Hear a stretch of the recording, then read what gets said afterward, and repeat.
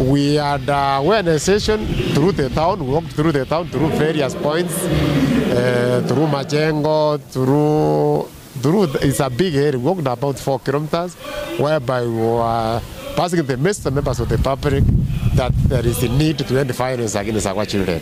When we talk about ending violence, about physical violence, sexual violence, emotional violence, and we have what we are calling online violence. Children are being violated on the digital platform, leave alone off the digital platform. There are a lot of cases that are being brought to police, others to court. And yes, I'm a member of the Court Users Committee, and there is a challenge when it comes to the conclusion of the cases as it was expressed by the children themselves as well as the parents. Then Susan, in case you have anything, and once you are through, kindly invite cases we've gone through that they're demanding from the clinical perspective. Now, how do you want me to go to report this case? I'll be using money so that within your working. Then you have a rapport with them. So if you face challenge at one particular point, you address it to a different level. So that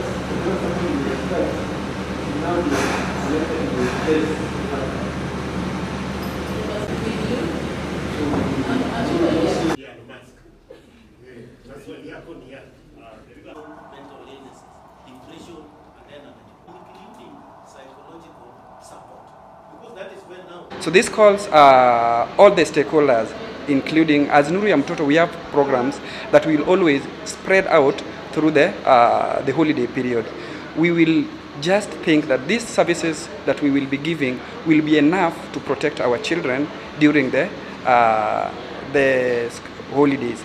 And again, the stakeholders, like you've seen, the borders, we are just bringing them in so that they help us in our course of ensuring the girl child and everyone is safe and until we get our children back to school. We are involved, but we also have the police coming from the gender desk. We also have a clinician coming from the health facility, and we also have other male representatives, because together as a team we can be able to effectively respond to the issue of gender-based violence. Well, as a project, the focus is really on young women and adolescent girls, because statistically they have shown that they are the most vulnerable. If you look at the current statistics in terms of HIV infection now, young women present themselves with the highest rates of new infection. So we are giving them specific emphasis, but that does not mean that the young boys are also not getting the services. So we do also provide services to the young boys, but in terms of giving emphasis, we are focusing on the young women, but not leaving behind the boy child, who is also part and parcel of our strategies. So if you look at the current statistics, because of gender issues and economic issues and many other factors, you find that young women generally, if you take a certain age cohort, they have like twice the number of new HIV infection compared to the boy child. And we know that gender-based violence does contribute to the infection, and that is why we want the community and other stakeholders to have a very clear understanding of how gender-based violence does contribute to HIV infection and how the young woman is being affected most in the community, and be able to plan together so that we can be able to change the current situation. My name is Jackson Toya. I'm the Chief of Party for USAID Nuriam Toto, which is a 5-year cooperative agreement being implemented by Path Kenya and funded by USAID. As a project, we work with adolescent girls and young women to be able to mitigate HIV impact in Homabay, Migori, and Kisii. But specifically for today, we are here to commemorate the 16 days of activism against gender-based violence, which is a period that we observe to be able to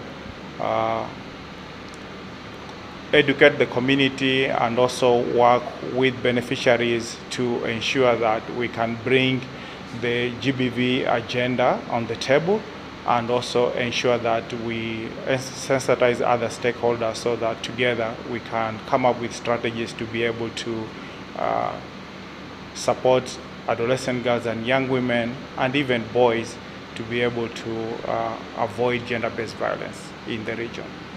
So today we are with a group of young women from Homabay. These are part of the Dreams Initiative.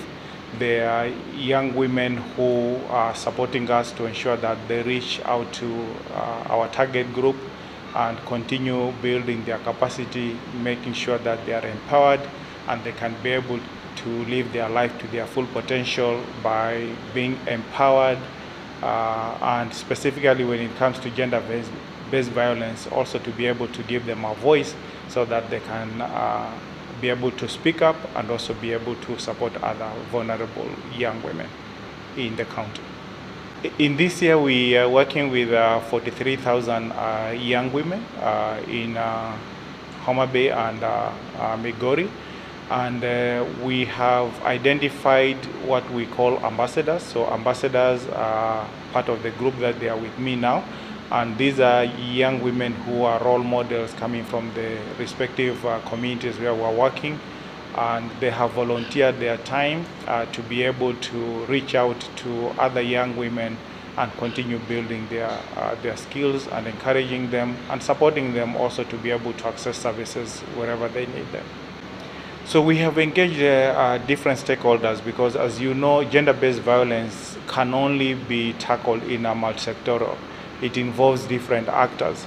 Border Border is one of the group that was identified that they do have a lot of interaction with our young women, and they do contribute to HIV infection and gender